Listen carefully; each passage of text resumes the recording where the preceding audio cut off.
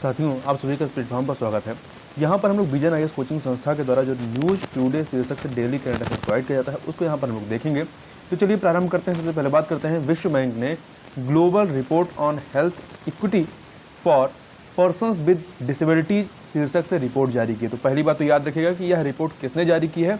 World bank ने जारी की है, न कि विश्व स्वास्थ्य संगठन ने।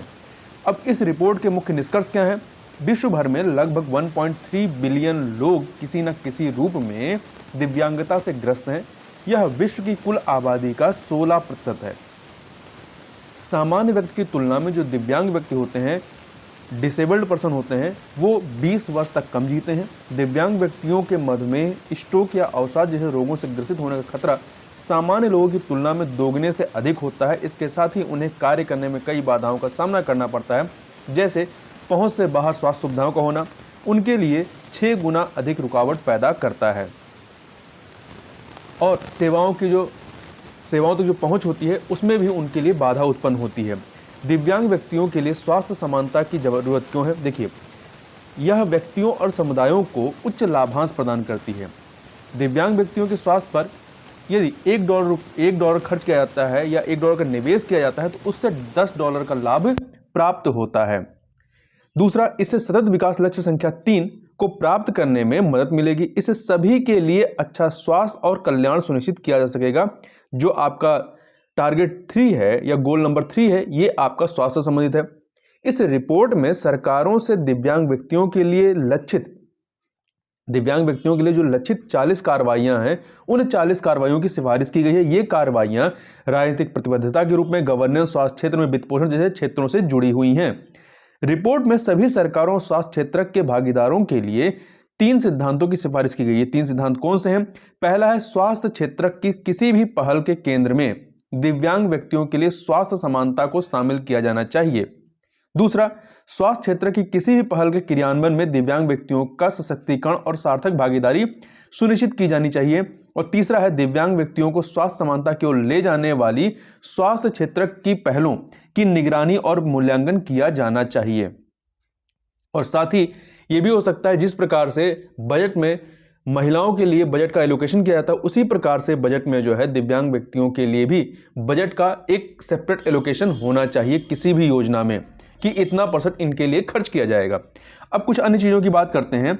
भारत में दिव्यांग व्यक्तियों के लिए जो शुरू की गई कुछ इनिशिएटिव उनमें देखें तो पहला है, ये सभी सामाजिक सशक्तिकरण से जुड़ी हुई हैं। तो देखिए, सुगम भारत अभियान, ये अभियान जो है कब प्रारंभ किया गया था? 3 दिसंबर 2015 को। इसके अतिरिक्त विशिष्ट दिव्यांगता पहचान पत्र परियोजना, उपकरणों की खरीद फिटिंग के लिए दिव्यांग व्यक्तियों की सहायता योजना, दिव्यांग छात्रों के लिए छात्रवृत्ति, दीनदयाल दिव्यांग पुनर्वास योजना, दिव्यांग व्यक्तियों के कौशल प्रशिक्षण के लिए राष्ट्रीय कार्य योजना, दिव्यांग उद्यमियों को रियायती ऋण। आगे चलते हैं, विश्व मृदा दिवस 2022 के बारे में बात करें तो देखिए, 5 दिसंबर 2022 को विश्व मृदा दिवस मनाया गया है, जिसकी थीम थी मृदा जहां भोजन शुरू होता है। अर्थात इंग्लिश में सॉइल्स वेयर फूड बिगिंस। इस अभियान के साथ, या कह सकते हैं इस विषय के साथ मनाया गया है। देखिए, संयुक्त राष्ट्र संघ ने 5 दिसंबर 2014 को पहला आधिकारिक विश्व मृदा दिवस मनाया था। इस दिवस का उद्देश्य है स्वस्थ जीवन के लिए स्वस्थ मृदा के महत्व को उजागर करना और इसके लिए लोगों को जागरूक करना। वर्ष 2022 के अभियान का उद्देश्य स्वस्थ पारिस्थितिकी तंत्र को बनाए रखने और मानव के लाभ हेतु मृदा के महत्व के बारे में जागरूकता बढ़ाना है। मृदा खनिजों और जैविक पदार्थों का मिश्रण होता है। मृदा क्या होता है? ये खनिजों और जैविक पदार्थों का मिश्रण होता है। इसमें हवा, जल, सूक्ष्मजीव आदि शामिल होते हैं। यह स्वास्थ्यप्रद भोजन, बेहतर पर्यावरण और पोषण के लिए आवश्यक घटक है। हमारे 95% खाद्य का स्रोत क्या है? मृदा है। पौधों के लिए आवश्यक 18 पोषक तत्वों में से 15 की आपूर्ति मृदा से होती है। पिछले 70 वर्षों में देखा जाए तो मृदा में पोषक तत्वों के नुकसान के कारण खाद्य में विटामिन और पोषक तत्वों का स्तर बहुत कम हो गया है। यह मृदा क्षरण का ही एक सूचक है। मृदा क्षरण में क्या होता है? मृदा क्षरण में मृदा की गुणवत्ता में भौतिक, रासायनिक और जैविक गिरावट होती है। ठीक है, भारत और ये देखिए, थोड़ा सा ये भी देख लें कि ये मृदा क्षरण के लिए जो उत्तरदायी कारण क्या है। तो इसमें वनों की कटाई, जनसंख्या वृद्धि, शहरी विस्तार, प्रदूषण और अपशिष्ट निपटान, जलवायु परिवर्तन असंधारणी मृदा प्रबंधन पद्धतियां, ये सब चीजें जो हैं ये इसके लिए उत्तरदायी हैं। इसके फलस्वरूप होता क्या है? इसके फलस्वरूप जैसे जैविक पदार्थों की कमी हो जाएगी, अपरदन होगा, अम्लीकरण होता है, जब इसमें क्षरण होगा तो प्रदूषण फैलेगा, जैव विविधता का ह्रास होगा, खाद्य और पोषण असुरक्षा होगी, जल की कमी होगी, और इससे क्या होगा? इससे गरीबी और सामाजिक असुरक्षा भी बढ़ेगी। इस प्रकार से कई सारी चीजें इसके रिजल्ट होते हैं या परिणाम होते हैं। अब आगे देखते हैं, भारत के कुल भौगोलिक क्षेत्र का 29.3% जो मृदा है वो क्षरण का सामना कर रहा है। मृदा क्षरण को रोकने के लिए भारत में कई सारे इनिशिएटिव लिए गए हैं, जिनमें से है मृदा स्वास्थ्य कार्ड योजना। ये मृदा स्वास्थ्य कार्ड योजना जो है ये मृदा की कह सकते हैं कि उसमें किन चीज़ों की कमी है इस चीज़ को मेजर करता है या उसे स्वास्थ्य का निरीक्षण करता है। मृदा स्वास्थ्य कार्ड योजना जो है इसको प्रारंभ कब किया गया था? 19 फरवरी 2015 को कहां से? राजस्थान से इसको प्रारंभ किया गया था। दूसरा है शून्य बजट प्राकृतिक खेती की दिशा में कदम उठाए जा रहे हैं। इसके संबंध में सबसे पहले शून्य बजट प्राकृतिक जो खेती है इसके लिए जो बजट एलोकेशन किया गया है वो केरल सरकार के द्वारा किया गया है। वर्ष 2030 तक लैंड डिग्रेडेशन न्यूट्रलिटी प्राप्त करने का संकल्प लिया गया है। अब इस संबंध में कुछ सुझाव भी दिए गए हैं। क्या है? उर्वरकों का जो फर्टिलाइजर्स है उनका विवेकपूर्ण तरीके से उपयोग किया जाना चाहिए। होता क्या है कि हमको लगता है कि जितना ज़्यादा फर्टिलाइजर इस्तेमाल करेंगे उतनी ज़्यादा हमारी प्रोडक्टिविटी बढ़ेगी, परंतु ऐसा नहीं है। जितनी ज़रूरत हो उसी हिसाब से उसको इस्तेमाल करना चाहिए। फसल विविधीकरण, फसल का डाइवर्सिफिकेशन को बढ़ावा देना चाहिए। एक ही प्रकार की फसल को लगातार नहीं उपजाना चाहिए, इससे आपके मिट्टी की जो फर्टिलिटी है या उर्वरता है वो खत्म होती है और उसका क्षरण होता है। मृदा प्रबंधन की दीर्घकालिक रणनीति अपनाई जानी चाहिए। मृदा पोषक तत्वों का मापन और मानचित्रण किया जाना चाहिए। आगे चलते हैं, आगे बात करते हैं। पश्चिमी देशों ने रूस के कच्चे तेल पर प्राइस कैप उच्चतम मूल्य सीमा प्रतिबंध लगा दिए हैं। इसमें हुआ क्या? देखिए, G7 देशों के समूह यूरोपीय संघ और ऑस्ट्रेलिया ने, ये तीन हैं G7 के 7 देश, यूरोपीय संघ और ऑस्ट्रेलिया ने रूस के कच्चे तेल पर $60 प्रति बैरल का प्राइस कैप लगा दिया है। यूक्रेन पर रूस के आक्रमण को देखते हुए ऐसा किया गया है। G7 की बात करें तो G7 के 7 सदस्य कौन से हैं? इसमें Canada, France, Germany, Italy, Japan, United kingdom और संयुक्त राज्य अमेरिका है। एशिया से एक देश है जापान, ठीक है। और ये विकसित देश हैं, ये सातों के सातों क्या हैं? विकसित देश हैं। और इसका गठन कब हुआ था? तो 1973 में इसका गठन होता है और इसकी पहली बैठक जो होती है वो 1975 में पहली बैठक होती है। आगे चल करके 1997 में 1997 में रूस को जो है इसमें शामिल कर लिया गया था और G7 जो था आपका वो कन्वर्ट हो जाता है G8 में, ठीक है। ये G8 में शुरू में जब 1973 में बना तो G6 था, 6 ही देश थे, और G8 कब बनता है? 1997 में। फिर आगे चल करके 2014 में रूस के द्वारा यूक्रेन के क्रीमिया पर कब्जा किया जाता है। उसके फलस्वरूप इसे 2014 में G8 से निकाल दिया जाता है और फिर से यह G7 समूह हो जाता है। रूस को वर्तमान में देखें तो यह विश्व में कच्चे तेल के 3 शीर्ष उत्पादक देशों में शामिल है। अब ये जो प्राइस कैप लगाया गया है, लगाने का उद्देश्य क्या है? इसका उद्देश्य है कि रूस की जो जीवाश्म ईंधन से होने वाली आय है उसको सीमित करना, क्योंकि इस समय क्या है कि ये जो अपने तेल ईंधन को बेच करके जो पैसा ये अर्न कर रहे हैं, पश्चिमी देशों का ऐसा मानना है कि रूस इस आय का, इस इनकम का इस्तेमाल जो है यूक्रेन में सैन्य अभियान संचालन में कर रहा है। तो उस चीज से रोकने के लिए ये इन देशों, पश्चिमी देशों के द्वारा यह कदम उठाया गया है। इसमें ऑस्ट्रेलिया भी शामिल है जो कि पश्चिमी देश में नहीं आएगा। प्राइस कैप लगाने का तात्पर्य क्या है? देखिए, प्राइस कैप लगाने वाले जो गठबंधन में प्राइस कैप लगाने वाले गठबंधन शामिल होने वाले देशों के लिए इसका अर्थ यह होगा कि वे रूस के कच्चे तेल को तब तक नहीं खरीदेंगे जब तक कि उसकी कीमत निर्धारित प्राइस कैप तक नहीं आ जाती है। रूस जो है प्राइस कैप से अधिक कीमत पर बिक्री करना जारी रख सकता है, उसको जरूरत नहीं कि यहां तक आए, परंतु उससे होगा क्या? लेकिन उसे पश्चिमी देशों से तेल ले जाने वाले मालवाहकों के लिए बीमा, मुद्रा भुगतान या पोत की मंजूरी जैसी जो सेवाएं हैं वो उपलब्ध नहीं होंगी। अब इस प्राइस कैप का प्रभाव क्या होगा? इससे तेल बाजार संचालन में बाधा पैदा होगी। क्योंकि ये शीर्ष 3 उत्पादक देशों में शामिल है रशिया, तो इससे वर्ल्ड लेवल पर जो तेल बाजार है उसके संचालन में बाधा पैदा होगी और वैश्विक तेल उद्योग पर हानिकारक प्रभाव पड़ेगा इससे। दूसरा चीज, भारत के संदर्भ में बात करें तो जब तक रूस कच्चे तेल की ढुलाई के लिए अपने स्वयं के जहाजों का उपयोग नहीं करता या आपूर्ति के लिए किसी अन्य वैकल्पिक मार्ग की खोज नहीं करता है, तब तक भारत जैसे देशों के लिए रूस के सस्ते तेल के विकल्प के तौर पर अन्य स्रोत खोजना चुनौतीपूर्ण सिद्ध होगा। क्योंकि जब से रूस और यूक्रेन के बीच में ये वार चल रहा है, तब से रूस से जो भारत का तेल का खरीदने आयात है उसका परसेंटेज लगभग 21% जो है वो बढ़ गया। तो भारत को इसमें सस्ते दाम पर तेल रशिया से मिल रहा है, तो इस दिशा में भारत को दिक्कत होगी। अब आगे बात करते हैं, भारत लूसोफेन देशों की क्षमताओं का उपयोग करने के लिए उनके साथ संबंध बेहतर करने को प्राथमिकता देगा। अब लूसोफेन देश हैं कौन, पहले ये देख लेते हैं। लूसोफेन देश जो हैं ये पुर्तगाली भाषा बोलने वाले भाषी देश हैं। यहां पे देखिए लूसोफेन वर्ड या पुर्तगाली भाषी देशों के बारे में बात करें तो ये इसमें 4 महाद्वीपों के 9 देश शामिल हैं। 4 महाद्वीपों के 9 देश शामिल हैं और पुर्तगाली जो है दक्षिणी गोलार्ध में सबसे अधिक बोली जाने वाली भाषा है। अब इन 9 में कौन से हैं? अंगोला, ब्राजील, काबो वर्डे, गिनी बिसाऊ, मोजाम्बिक, पुर्तगाल, साओ टोम ए प्रिंसिपे, तिमोर लेस्टे और इक्वेटोरियल गिनी। ये 9 ऐसे देश हैं जो मिलकर के लूसोफोन देश बनाते हैं या वर्ड बनाते हैं।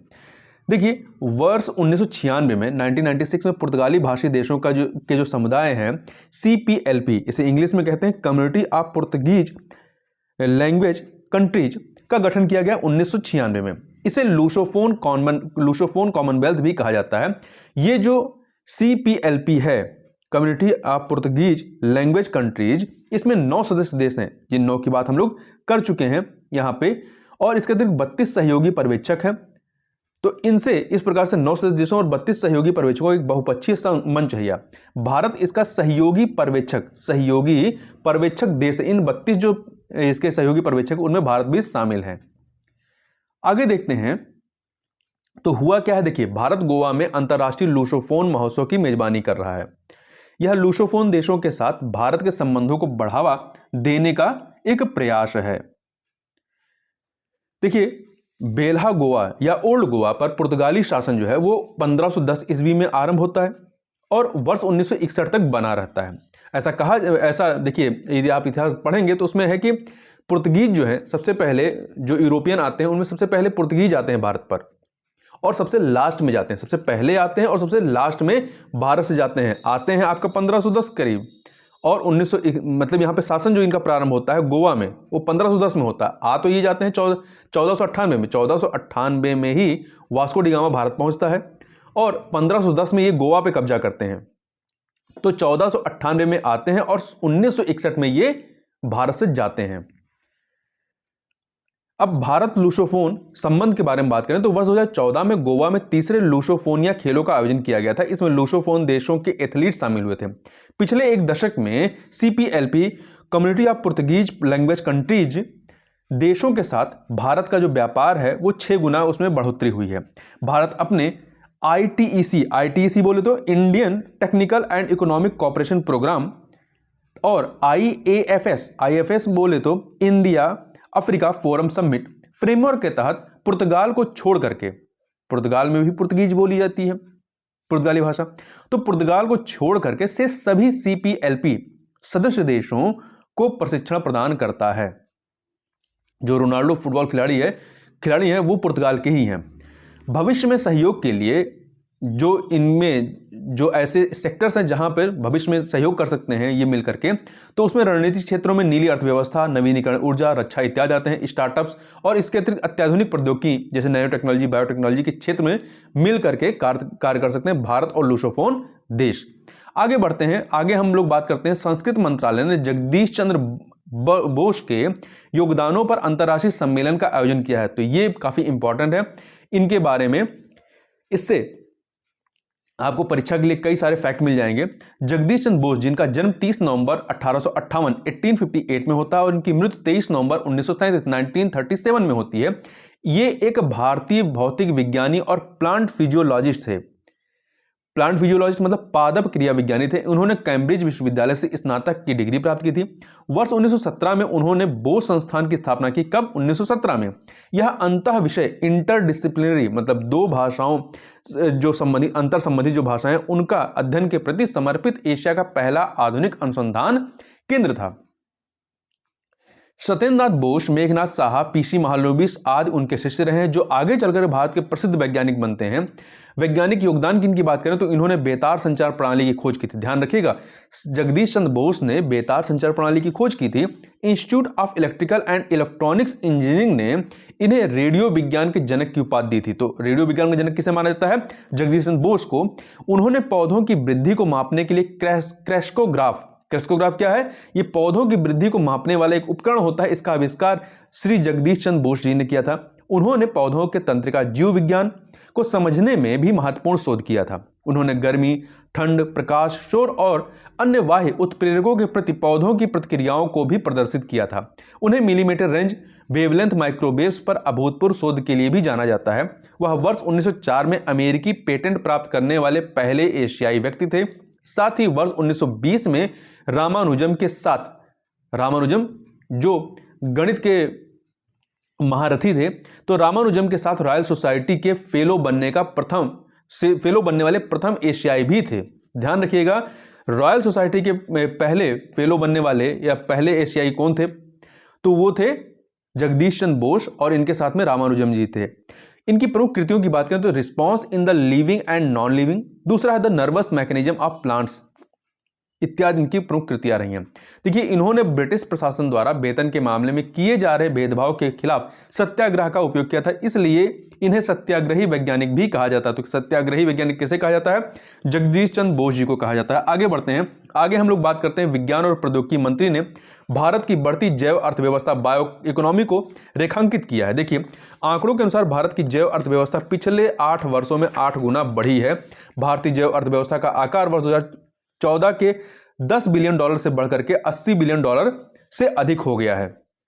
इस 8 सालों की अवधि में जैव प्रौद्योगिकी स्टार्टअप्स की संख्या 100 गुना बढ़कर के वर्ष 2022 में 5300 हो गई, 5300 हो गई है, से अधिक हो गई। जैव प्रौद्योगिकी उद्योगों ने शोध और विकास पर $1 अरब से अधिक का व्यय किया है। यह व्यय वर्ष 2020 से 2021 के मध्य 1 वर्ष के भीतर लगभग 3 गुना हो गया है। भारत जैव प्रौद्योगिकी के क्षेत्र में दक्षिण एशिया में यदि बात करेंगे, दक्षिण एशिया में शीर्ष 3 और विश्व में शीर्ष 12 गंतव्यों में से एक है। जैव अर्थव्यवस्था होती क्या है? तो जैव अर्थव्यवस्था को एक ऐसी अर्थव्यवस्था के रूप में परिभाषित किया जाता है जहां सामग्रियों, रसायनों और ऊर्जा के बुनियादी निर्माण खंड जो हैं वो नवीकरणीय जैविक संसाधनों से प्राप्त किए जाते हैं। टीके, उपचार, नैदानिकी, डायग्नोस्टिक्स, बीटी कपास, जैव कीटनाशक, जैव ईंधन, एंजाइम आदि जो है जैव अर्थव्यवस्था के कुछ प्रमुख घटक हैं। जैव प्रौद्योगिकी संबंधित कुछ इनिशिएटिव की बात करें तो मिशन कोविड सुरक्षा, ये भारतीय कोविड-19 वैक्सीन विकास मिशन शुरू किया गया था। राष्ट्रीय जैव प्रौद्योगिकी विकास रणनीति 2021 से 2025 तक की। इस रणनीति में ज्ञान और नवाचार संचालित जैव अर्थव्यवस्था में योगदान करने के लिए जैव प्रौद्योगिकी का एक महत्वाकांक्षी लक्ष्य निर्धारित किया गया है। जैव प्रौद्योगिकी को भारत के लिए सनशाइन क्षेत्र के रूप में मान्यता दी गई है, उभरता हुए क्षेत्र के रूप में मान्यता दी गई। इसका भारतीय अर्थव्यवस्था पर व्यापक प्रभाव पड़ेगा आगे चल करके। अब कुछ संक्षिप्त करंट अफेयर को देखते हैं। इसमें है राष्ट्रीय कोयला सूचकांक NCI, नेशनल कोल इंडेक्स, इसको जारी कौन करता है? कोयला मंत्रालय इसको जारी करता है। NCI एक मूल्य सूचकांक है। यह किसी निश्चित आधार वर्ष के सापेक्ष किसी विशेष महीने में कोयले के मूल्य स्तर में बदलाव को दर्शाता है। यहां वित्त वर्ष का जो आधार वर्ष माना गया है, वित्त वर्ष 2017-18 को जो है आधार वर्ष माना गया है। यह भारतीय बाजार में कच्चे कोयले के सभी प्रकार के लेन देन को शामिल करता है, सभी प्रकार के, परंतु इसके अंतर्गत जो है धुला हुआ कोयला और कोयला उत्पाद शामिल नहीं होते। इस फैक्ट को याद रखना है। इसमें अलग अलग श्रेणियों के कोकिंग और गैर कोकिंग कोल शामिल होते हैं। आगे बात करते हैं विमानन सुरक्षा रैंकिंग के बारे में। इस नवीनतम रैंकिंग के अनुसार भारत जो है 48वें स्थान पर पहुंच गया है। 2022 में भारत जो है 48वें स्थान पहुंच गया, जबकि 2018 में भारत जो है 102वें स्थान पर था, 102वें स्थान पर था। तो आगे देखते हैं, इसमें रैंकिंग के बारे में बात करें तो इसे अंतरराष्ट्रीय नागर विमानन संगठन ने जारी किया है। इसमें एक 187 देशों को रैंकिंग प्रदान की गई। इस रैंकिंग में भारत जहां 48वें नंबर पे है, वहीं नंबर 1 पे कौन है? सिंगापुर है। अब यह सूचकांक बनाया कैसे जाता है? तो यह सूचकांक सुरक्षा निरीक्षण प्रणाली के 8 महत्वपूर्ण घटकों को मापता है। इनमें प्राथमिक विमानन, कानून, सुरक्षा संबंधी मुद्दों का समाधान आदि शामिल होता है। अंतर्राष्ट्रीय नागर विमान संगठन की बात करें तो इसकी स्थापना 1944 में होती है। इसका हेडक्वार्टर कहाँ है? तो कनाडा के मॉन्ट्रियल में है। आगे बात करते हैं पेरिस क्लब की। यह आधिकारिक ऋणदाता देशों का एक अनौपचारिक समूह है। ऋणदाता जो ऋण देते हैं, इसका कार्य उधारकर्ता देशों जो पैसा ले रहे हैं उनके द्वारा अनुभव की जाने वाली भुगतान संबंधी कठिनाइयों के समन्वित और स्थायी समाधान खोजना है। पेरिस क्लब की शुरुआत जो होती है वर्ष 1956 में हुई थी। 1956 में यह 22 स्थायी सदस्यों का एक समूह है। इसमें ऑस्ट्रेलिया, यूनाइटेड किंगडम, संयुक्त राज्य अमेरिका, जापान आदि देश शामिल, परंतु भारत इसका सदस्य नहीं है। इस फैक्ट को आपको याद रखना है कि भारत जो है पेरिस क्लब का सदस्य नहीं है। पूछा जा सकता है पेरिस क्लब क्या है? तो यह आधिकारिक ऋणदाताओं देशों का एक अनौपचारिक संगठन है। ध्यान रखिए, अनौपचारिक है ये। भारत इसमें एक अनौपचारिक भागीदार के रूप में कार्य करता है, परंतु सदस्य नहीं है। आगे बात करते हैं winning over mothers with hepatitis B bomb, जिसे शॉर्ट में कहते हैं बॉम। इस कार्यक्रम को यकृत और पित्त विज्ञान संस्थान जो कहां पे है? दिल्ली में है, तथा दिल्ली सरकार ने मिल करके शुरू किया है। इसका उद्देश्य माता से शिशु में हेपेटाइटिस बी के संचरण के बारे में जागरूकता फैलाना है। यह जागरूकता अभियान हेपेटाइटिस बी से पीड़ित 100 माताओं को एम्बेसडर और शिक्षक के रूप में नियुक्त करके संचालित किया जाएगा। यह कार्यक्रम येलो रिबन अभियान की 25वीं वर्षगांठ के अवसर पर आयोजित किया गया है। येलो रिबन के बारे में बात करें तो येलो रिबन अभियान वायरल हेपेटाइटिस के बारे में जन जागरूकता बढ़ाने के लिए वर्ष 1998 में शुरू किया गया था। तो येलो रिबन किससे संबंधित है? ये हेपेटाइटिस से संबंधित है, उसके संबंध जागरूकता फैलाने से संबंधित एक अभियान रहा जिसे 1998 में प्रारंभ किया गया था। हेपेटाइटिस बी के बारे में बात करें तो यह रोग हेपेटाइटिस बी वायरस के कारण होता है। इससे लोगों को सिरोसिस और लिवर कैंसर जैसे गंभीर रोग हो सकते हैं। इस प्रकार यह मृत्यु का उच्च जोखिम पैदा करता है। यह रोग जन्म के दौरान माता से बच्चे में और क्षैतिज संचरण संक्रमित रक्त के जरिए के माध्यम से फैल सकता है। वर्तमान में इसका टीका उपलब्ध है। आगे बात करते हैं अलाइट और एल्कीस्टेटोनाइट, ये दो जो हैं नए खोजे गए खनिज हैं। शोधकर्ताओं ने दो नए खनिजों एलाइट और एल्कीस्टेटोनाइट की खोज की। इन खनिजों की खोज कहां पे की गई? सोमालिया में। सोमालिया में क्या हुआ है? सोमालिया में पाए गए अली उल्कापिंड से, अल अली उल्कापिंड से, वहां पर एक उल्कापिंड पाया गया था जिसका नाम है अल अली उल्कापिंड, इससे खोजे गए हैं। यह जो अल अली उल्कापिंड है कहां पाया गया? सोमालिया में। यह 15 टन भार वाला है और 2 मीटर से अधिक चौड़ाई वाला नौवां सबसे बड़ा उल्कापिंड है जो धरती पर है। इन दोनों खनिजों में, ये जो दोनों खनिज हैं एलाइट और एल्कीस्टेटोनाइट, इनमें लौह, फास्फोरस, ऑक्सीजन का संयोजन पाया गया है। यह खोज क्षुद्रग्रहों और उल्कापिंडों के निर्माण पर महत्वपूर्ण जानकारी प्रदान कर सकती है। आगे बात करते हैं आकाश हथियार प्रणाली के बारे में। तो रक्षा अनुसंधान और विकास संगठन DRDO ने आकाश मिसाइल के तकनीकी विवरण संबंधित सामग्रियों को मिसाइल प्रणाली गुणवत्ता आश्वासन एजेंसी MSQAA को सौंप दिया है। अब इसका इंग्लिश में नाम क्या है? MSQAA का, तो इसका इंग्लिश में नाम है missile system quality assurance agency. यह है कहां पे? हैदराबाद में है। तो ध्यान रखिएगा इस पॉइंट को। आकाश मिसाइल के बारे में बात करें तो यह मध्यम दूरी की सतह से सरफेस टू एयर मिसाइल है। यह मध्यम दूरी की है। यह 30 किलोमीटर से 35 किलोमीटर सीमा के भीतर और 18,000 मीटर तक की ऊंचाई पर विमान को नष्ट करने में सक्षम है। ठीक है, 18,000 मीटर की ऊंचाई तक, मतलब 18 किलोमीटर तक। इसे कहीं भी आसानी से तैनात किया जा सकता है। साथ ही यह मल्टी टारगेट एरिया डिफेंस क्षमताओं से भी युक्त है। यह मिसाइल 60 किलोग्राम तक के भार वाले पारंपरिक और परमाणु हथियार ले जाने में सक्षम है। यहां आपसे प्रश्न है, आप कमेंट बॉक्स में बता सकते हैं चाहे तो, कि DRDO की स्थापना किस वर्ष की गई थी। आगे बढ़ते हैं, आगे देखते हैं अत्याधुनिक पाबन रेलवे ब्रिज के बारे में। तो अत्याधुनिक पाबन रेलवे ब्रिज का निर्माण कार्य मार्च 2023 तक पूरा होने की उम्मीद है। यह भारत का पहला वर्टिकल लिफ्ट रेलवे सी ब्रिज होगा। वर्टिकल लिफ्ट मतलब यह जो है बीच का इसका एक हिस्सा जो है वर्टिकली ऐसे होता है और हॉरिजॉन्टल इस तरीके से चलता है। तो ये वर्टिकल, इसमें जो पुल है उसका एक हिस्सा क्या होगा? वो वर्टिकली ऊपर की तरफ उठ जाएगा। ठीक है, देखिए वर्टिकल लिफ्ट ब्रिज एक प्रकार का मूविंग ब्रिज होता है। इसमें पुल का एक छोटा सा हिस्सा जो है, ये मान लीजिए इतना लंबा है, इसका कुछ छोटा सा हिस्सा जो है वो लंबवत रूप से ऊपर ऊपर उठता है। इस दौरान यह डेक, यहां पे जो जगह बचेगी यहां पे उठने के बाद, ये तो यहां से जो शिप होंगे बड़े बड़े जहाज वो यहां से गुजर सके, आसानी से गुजर सकते हैं।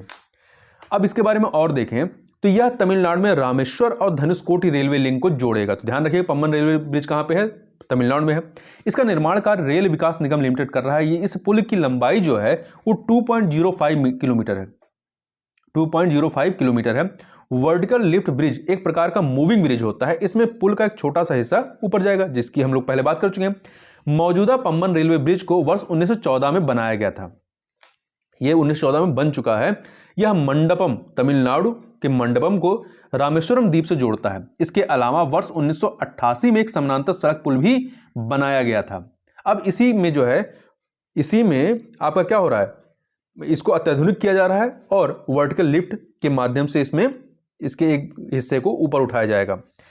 आगे बात करते हैं कोरकू जनजाति के बारे में। कोरकू जनजाति ने झरोखा में कोरकू आदिवासी लोक नृत्य का प्रदर्शन किया। झरोखा क्या है? झरोखा भारतीय हस्तकला, हथकरघा कला और संस्कृत का संग्रह है। कोरकू मध्य भारत की एक जनजाति है। कहाँ की? मध्य भारत की। यह जनजाति मध्य प्रदेश और महाराष्ट्र राज्य में निवास करती है।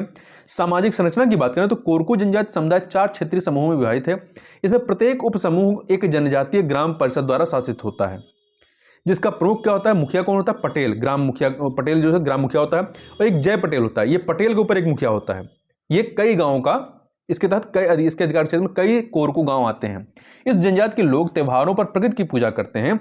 इनकी धार्मिक मान्यताओं पर हिंदू धर्म का प्रभाव दिखाई पड़ता है। ये लोग कोरकू भाषा बोलते हैं। यह भाषा भारत में 196 लुप्तप्राय जो भाषाएं हैं उनमें से एक है।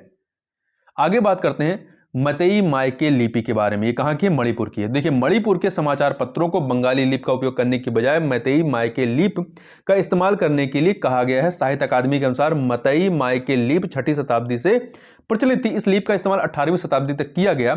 18वीं शताब्दी में मणिपुर पर शासन करने वाले निगथो पम्हेइबा के आदेश पर मतई लिपि में लिखी गई सभी पुस्तकों को सामूहिक रूप से नष्ट कर दिया गया, जला दिया गया। इसके परिणामस्वरूप यह लिपि लगभग विलुप्त हो गई। आगे बात करते हैं सुर्खियों में रहे स्थल में इंडोनेशिया का माउंट सेमेरू के बारे में। तो जावा द्वीप, इंडोनेशिया के जावा द्वीप के सबसे ऊंचे ज्वालामुखी माउंट सेमेरू में एक बार फिर उद्गार इरप्शन हुआ है। सेमेरू को महासेमेरू या महान पर्वत के रूप में जाना जाता है। यह एक UNESCO biosphere reserve Bromo Tengger Semeru अर्जुनों के भीतर स्थित है।